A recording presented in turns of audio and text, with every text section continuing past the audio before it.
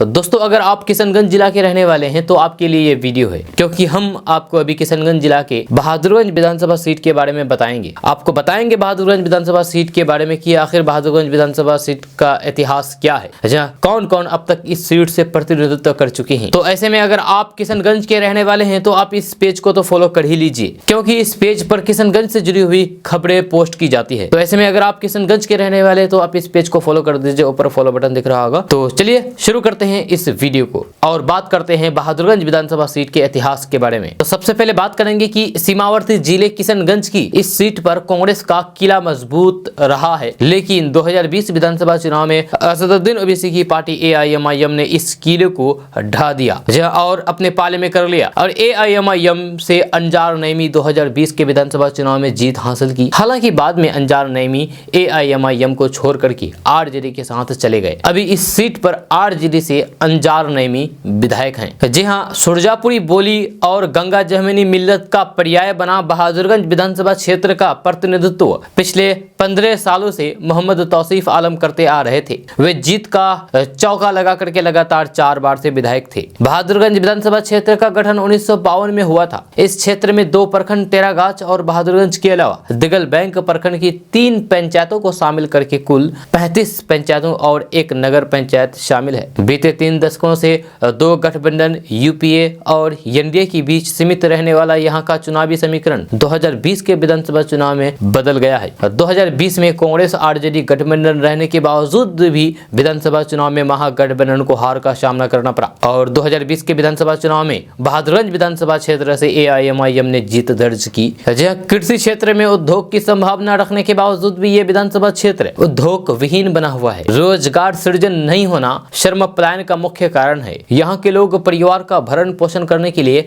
यानी कि कमाने का जाने के लिए अन्य प्रदेश जाने पर मजबूर हैं। हालांकि इस क्षेत्र में पहले की तुलना में मौलिक सुविधाओं और फिर विकास को बल मिला है। कृषि यहाँ के लोगों की जीविका का मुख्य साधन है। कृषि आधारित उद्योग नहीं रहने से किसानी अब घाटे का सौदा बनता जा रहा है। जी हाँ, इसी की वजह से पहले जो लोग खेती बाड़ी करते थे अब वे लोग पलायन करने पर मजबूर हैं। अपने प्रदेश अपने जिला किशनगंज छोड़ करके अन्य प्रदेश जाने को मजबूर हैं। दिल्ली, मुंबई, पंजाब जैसे राज्यों में जाकर के किशनगंज के लोग, खास करके बहादुरगंज के लोग जाकर के कमाते हैं और अपने परिवार का भरण पोषण करते हैं। इस विधानसभा क्षेत्र के अंतर्गत वेणुगढ़ की पौराणिक और सांस्कृतिक पहचान ने इस क्षेत्र को बिहार के मानचित्र पर ला दिया था। नवंबर 2019 के मुख्यमंत्री नीतीश कुमार ने वेणुगढ़ पहुंच करके जिला प्रशासन को इस क्षेत्र को पर्यटन स्थल के तौर पर विकसित करने का निर्देश दिया था। उसके बाद से इस क्षेत्र को विशेष तवज्जो मिली। बात बहादुरगंज विधानसभा के वोटर्स की करें तो यहाँ पर कुल मतदाता 2,85,735 है। इसमें से पुरुष मतदाता की संख्या 1,47,855 है। वहीं पर महिला मतदाता की संख्या 1,37,871 है। वहीं थर्ड जेंडर की बात करें तो यहाँ पर 9 है। अब बात करेंगे कि इस क्षेत्र से यानी कि बहादुरगंज विधानसभा क्षेत्र में 1952 से अब तक कौन कौन प्रतिनिधित्व कर चुके हैं, यानी कि कौन कौन इस क्षेत्र से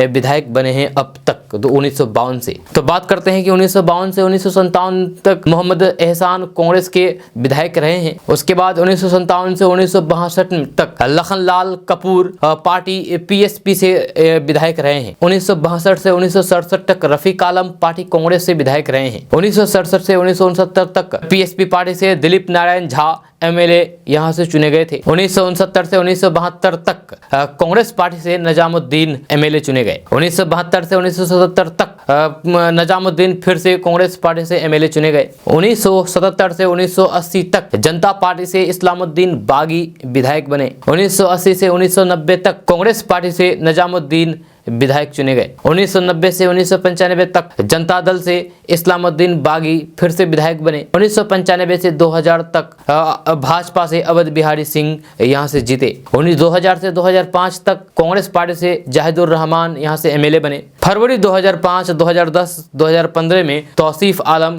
कांग्रेस MLA चुने गए। 2020 के विधानसभा चुनाव में यहां से कांग्रेस का किला ढहा और फिर AIMIM ने परचम लहरा दिया। AIMIM से अंजार नईमी पहली बार यहाँ पर 2020 से विधायक चुने गए हैं। हालांकि अंजार नईमी बाद में AIMIM पार्टी छोड़ करके RJD ज्वाइन कर ली है। जहाँ अभी इस सीट पर RJD का कब्जा है, RJD से अंजार नईमी विधायक हैं। दोस्तों, आपको ये जानकारी कैसा लगा आप नीचे कमेंट बॉक्स में कमेंट करके हमको बता सकते हैं, और अगर आप इसके बारे में कुछ कहना चाहते हैं तो आप कमेंट करके हमसे पूछ सकते हैं। अगर आप हमारे चैनल पर नए हैं तो फिर चैनल को सब्सक्राइब कर लीजिए, या फिर इस वीडियो को आप हमारे फेसबुक पेज पर देख रहे हैं तो हमारे फेसबुक पेज को फॉलो, लाइक और शेयर करना कतई नहीं भूलिएगा। खास करके अगर आप सीमांचल गए हैं तो आप इस पेज को तो फॉलो कर लीजिए, क्योंकि इस पेज पर किशनगंज से ही जुड़ी हुई खबरें पोस्ट होती है अक्सर। अगर आप सीमांचल के हैं या फिर किशनगंज के हैं तो आप इस पेज को फॉलो कर लीजिए। ऊपर में फॉलो बटन दिख रहा होगा आपको, लिखा हुआ है FOLLOW फॉलो, उस पर क्लिक करेंगे तो आप फॉलो हो जाएंगे। आपके फॉलो होने से आपको फायदा ये होगा कि जब भी हम किशनगंज से जुड़ी हुई खबरें पोस्ट करेंगे या फिर सीमांचल से जुड़ी हुई खबरें पोस्ट करेंगे फेसबुक पेज पर, तो आप तुरंत उस वीडियो को देख सकते हैं, उस खबर को